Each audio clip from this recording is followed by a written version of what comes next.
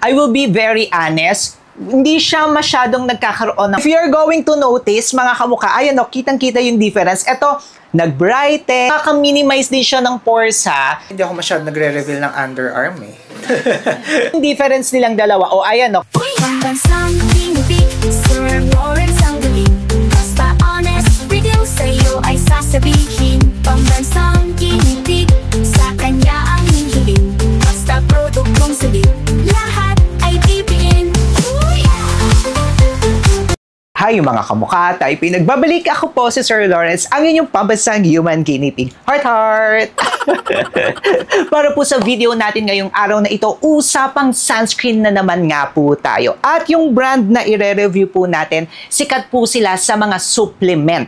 And ngayon, ito naman po, nag-venture na sila dito nga po sa skincare, which is ang sunscreen. Walang iba kundi ang Dear Face na Sunbounce Daily Tinted Sunscreen. Dalawa po yung nilabas nila na version nito. Pero gusto ko nga po yung may mga tint para kahit nasa bahay, lalabas tayo, fresh na fresh po tayo. Kaya tinted sunscreen po ang ating pinili. Yung isa po nila ay wala po yung tint. Okay, ang number one standard nga po natin dito sa ating channel, hindi po tayo nagre-review ng hindi FDA registered, FDA notified, or tinatawag nyo po na FDA approved. At ito pong Sunbounce ng Dear Face ay FDA notified po ito dito sa Pilipinas. Pangalawa, kailangan nga rin po alam natin ang ating NBF. Before po tayong bibili ng kahit na anong produkto, always ask ourselves, ano ba yung ibe-benefit ko dyan sa pagbili ng produkto na yan? Tapos kailangan nga rin po natin alaman yung ating budget, that's letter B. And then yung letter F, ano nga ba yung mga kahiyang natin? Ano nga ba yung may mga allergy tayo na ingredients? Kaya po tinatawag po natin yung NBF, Need, Budget, at Form. Kapag alam nyo na nga po ang inyong NBF, ang next po dyan is i-align nyo na nga po with the product itself. This one is a sunscreen. At ang sunscreen nga po mga kamukha, mahalagang mahalaga yan. Kalimutan nyo na ang lahat, pero ang pagsa-sunscreen, wag na wag nyong kakalimutan. Ginagawa na nga po natin ito ngayon na last step nga po sa ating skincare routine. So, ibig sabihin, after our skincare routine sa umaga, kailangan po natin na mag-a-apply ng sunscreen kasi nga po, ini-include na natin po ito. Okay, ito pong si Sunbounce Daily Tinted Sunscreen. Of course, number one, tinted nga po ito. Ang pangalawa, SPF+, PA+++, tatlo na nga po ang UV protection nito. Tapos broad spectrum na nga rin ito mga kamukha, which means nga po lumalaban po ito sa UVA and also UVB. Yung UVA, tandaan yung letter A, aging po yan, kaloob-looban ng ating skin para hindi po tayo magkaroon ng cancer and also ng wrinkles, tumanda agad yung ating skin. And then yung UVB naman po is para po sa ating skin barrier. Dito po naman yan sa ating labas mga kamukha. Para po hindi masira, hindi tayo magkaroon ng sunburn and also para hindi po tayo magkaroon ng melasma. Sa kalahati nga po ng aking face, sa left side po ng aking face at sa right side ng inyong screen, a-apply po natin siya as is. Tapos na nga po ako mag-cleanse at mag-toner, ito po yung a-apply natin. Then sa kabila pong side ng aking face, sa right side at sa left side ng inyong screen, a-apply po tayo ng moisturizer. Tapos eto, titingnan natin kung mag-work. Kasi usually, nag-a-apply talaga ako ng moisturizer. Okay, mga kamukha. Hindi ko po ito first time na ginamit ha, pero ipapakita ko po sa inyo. 2 finger po ang gagamitin natin. 2 fingers po tayo para sa buong face na po natin yan. Yung isang finger dito po sa kalahati and then the other finger para naman po sa kalahati ng ating face. Ipapakita ko sa inyo mga kamukha. Kapag apply nyo ng ganyan, meron po ako dito na bakas ng nakaraan talaga. Ang dali-dali niya in fairness na i-blend. Sobrang dali niyang i-blend mga kamukha. Ayan kahit nga wala kayong salamin, napakabilis niyang i-blend.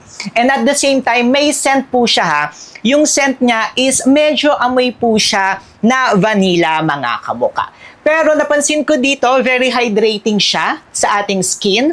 Tapos may mga skincare benefits din siya. Usually ganun na po ngayon yung mga sunscreen. No? Pero kung naghahanap lang kayo ng sunscreen, hindi po ito yun. No? Kasi ito nga po, may mga skincare benefits. So meron po siyang niacinamide, may aloe vera extract nga po. Ito maganda yung aloe vera, in fairness mga kamukha. Antibacterial nga rin po yung aloe vera na yan. Tapos kung may mga pimples kayo.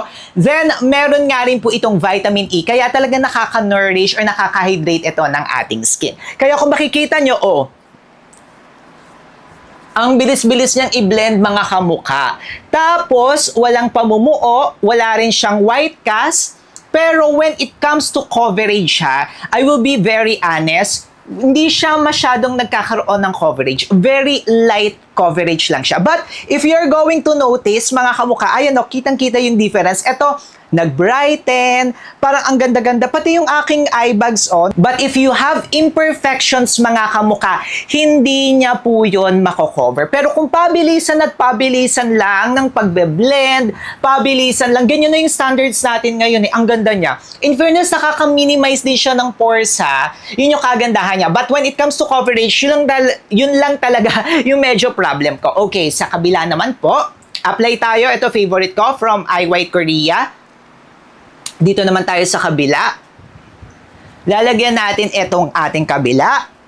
Ayan, dermatologically tested na rin pala ito. Tapos maganda, nakalagay na nga rin po yung mga important information. By the way, ang ganda talaga nung kanyang packaging. Very premium siya. Yung iba kasi, ang ginagawa ng mga ibang brands, talagang pabonggahan, kakaiba, pero ang dami pa rin flaws. Ito, usual na itsura ng sunscreen na packaging, pero ang ganda, very premium. Pati yung print, in person, napakaganda niya mga kamukha. Parang nga siyang Korean brand na kung tutuusin natin eh. Okay, i-apply na po natin ito dito sa kabilang side ng ating face, kalahati po, 1 finger. Ganun pa rin siya mga kamukha. Actually, mas maganda. Kung kayo nga po ay merong moisturizer, dapat nagma-moisturizer din tayo, is mas maganda kapag ilalagay nyo siya. Ang kagandahan niya, nakaka-minimize ng pores. In fairness dito, nakaka-minimize talaga siya ng pores. Ang problem ko lang talaga is the coverage. Because the coverage is very, very, very little lamang siya. Very light lang yung coverage niya, mga kamukha. But okay lang siya sa akin kasi yung skin ko po maganda na. Pero ang concern ko, if hindi po ganun kaganda yung skin nyo, katulad ko kasi dito, ayan o, nakitang-kita pa rin yung redness, kitang-kita pa rin talaga yung pimple. Pero yung kagandahan niya talaga, nakaka-minimize siya ng pores. In fairness, parang ang flawless ko. Then, yung kagandahan pa nito, mga kamukha, ayan. Kapag a-applyan nyo po siya ng sunscreen, ng moisturizer, is nag-glow po siya. Ayan, kitang-kita tuloy natin yung difference. Ito kasi, ang kanyang finish is parang matte, dewy matte siya. Pero kapag meron nga po kayong moisturizer, ay nakakapagbigay siya ng glow, mga kamukha. Katulad nga rin po ng lagi ko sinasabi, kapag gagamit po kayo ng sunscreen, kailangan po natin mag-re-apply every 2 to 4 hours. Kapag kayo nasa labas at tapat kayo talaga sa araw, kailangan every 2 hours. So tingnan nga po natin kung okay po siya for re-application. Papakita ko sa inyo, kalahati ng face natin, 1 finger, pwede siya, mga kamukha. Ang ganda niya talaga. In fairness din dito, maganda siya, pero coverage lang talaga yung aking problem. Pero kung gusto ko nung parang na-minimize yung pores ko, ay ito talaga siya, mga kamukha. Nakaka-minimize ng pores. Perfecto para sa mga combination skin, para po sa mga oily, pero kapag kayo nga po ay dry to normal, kailangan nyo talaga mag-apply ng moisturizer, mga kamukha. Though may mga ingredients naman siya para ma-hydrate, pero naglilin toward po siya sa matte talaga, mga kamukha. Ayan, pwede kayo mag-powder, pwede rin po kayong hindi mag-powder. By the way, winner-test nga po natin ito. Panoorin nyo po yung ating videos. Hi everyone! Ayan, mag-vlog tayo ngayon. Suot natin yung Sunbounce. Tapos meron akong pimple dito, kaya may pimple patch tayo. Ayan. Go, go, go. So far, so good naman itong si Sunbounce sa akin. Maganda siya actually. Pero yung tint niya o yung coverage niya, very light coverage lang talaga siya. So if you are expecting ng medyo yung medium to full coverage, hindi niya mabibigay. Pero kung aayusin nyo naman siya, better naman siya, mga kamukha, or maayos naman siya. So far, so good. Naayos na rin dito kasi bumabaha sa amin. Buti naman nung maayos na siya, diba? Samahan nyo rin ako sa araw natin ngayon. Sige, hello kayo. Hello po. Hi. Ayan. Nandito tayo ngayon sa Hey Sugar. At si Ate Ann. Hi, Ate Ann. Hello po. Ano tayo? Wax. Actually, hindi ako masyadong nagre-reveal ng underarm eh. Pero ayan tayo. At syempre, bumili tayo dito sa Crocs. Diba? Crocs is life tayo, guys. Dito ko na lang po lagay. Okay po. Bali 4 pieces po. Okay po. Bye.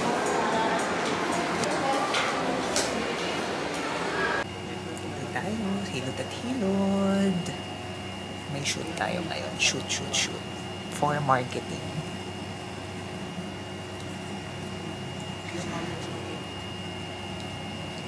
So far, so good.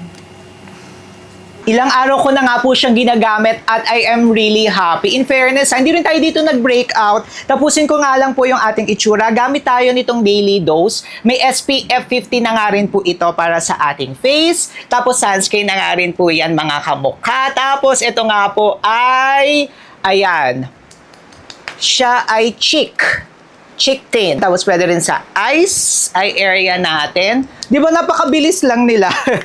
Ganito na lang ako pag-aalis ako mga kamukha. Sunscreen, eto, tapos minsan nagpa-powder ako. Pwede na siyang hindi lagyan ng powder kasi matte nga po siya mga kamukha. Pero pwede pa rin tayong mag-apply ng powder. Ito po yung ginagamit ko ngayon sa Bare and Bliss. Nakalagay po yan sa description box natin sa baba. Ito, tinatry ko lang din siya mga kamukha. Ayan, okay siya. Maganda siya mga kamukha, hindi siya nagkikik. Tapos kung gusto nyo nga po na, ayan, may SPF nga rin po ito. Okay na okay po siya mga kamukha. There you go, ganun lang kabilis. Tapos good to go na ako. Ganyan na lang tayo kapag everyday tayo. So, eto nga po, overall, nagandahan naman tayo dito mga kamukha. If you are really looking for a matte or dewy matte finish, tapos nakaka-minimize nga po ng pores, magugustuhan nyo siya mga kamukha. Ang lakas ng ulan na. Upon checking the ingredients nga rin po, chinek na nga rin po natin ito doon sa ating checker po. Non-comedogenic nga rin po siya. In fairness, so ang medyo downside lang talaga nito is the tint itself. I am looking pa sana sa more coverage, pero okay na rin siya for daily use. Papakita ko siya sa inyo. Buti na lang din, medyo yellowish yung undertone nito mga kamukha, kasi yellow undertone ako eh. Kaya bumabagay sa akin. Tapos, ako po I really have fair skin in person na bumabagay siya sa akin kahit na medyo dark yung itsura niya, pero nagko-color adapt naman po siya mga kamukha. So, ayan po siya, oh. Okay na okay po siya sa akin. Oh, ang ganda nga niya, di ba? Nagba-brighten talaga. Oh, di ba? Nagba-brighten siya mga kamukha. Pero I am looking forward sa coverage. Papakita ko sa inyo, isa kong favorite. Hindi na lang natin papakita sa screen. Pero ito po, grabe yung coverage nito. As in, coverage siya, coverage. And this is, this is sunscreen mga kamukha. So, ito po yung difference nilang dalawa. O, ayan, no, kitang-kita na may mas coverage ito. If i-compare dito, nakita pa yung mga veins ko. Ito kasi ang kapal na talaga nito. Tapos ito, SPF 50 rin. Pero yun nga mga kamukha, magdedepende siya sa kagustuhan nyo. But this one, may basbas ito. In fairness, ni Sir Lawrence!